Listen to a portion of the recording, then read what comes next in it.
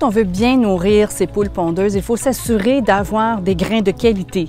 Alors, il faut acheter des grains du commerce qui sont spécifiques à la poule pondeuse, qui sont offerts en différentes textures, avec un bon mélange de protéines, de minéraux et de vitamines.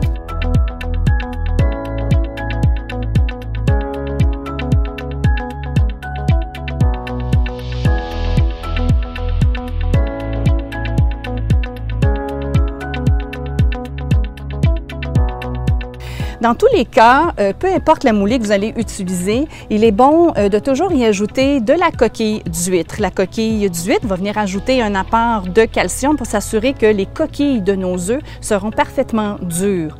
Alors, on peut l'ajouter directement à la moulée ou dans un plat séparé et les poules auront aussi une meilleure facilité de pouvoir broyer la nourriture, la digérer. C'est une des fonctions de la coquille d'huître.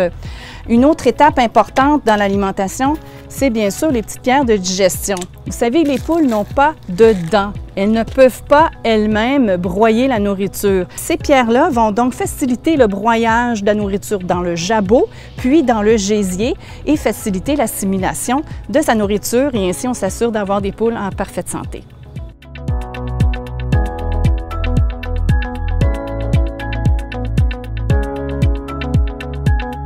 Sur le marché, il existe plusieurs modèles de mangeoires, mais j'aime beaucoup la mangeoire fraîcheur parce que les poules embarquent sur cette petite palette, ça ouvre le rabat et permet aux poules d'aller manger dans une nourriture qui est toujours fraîche.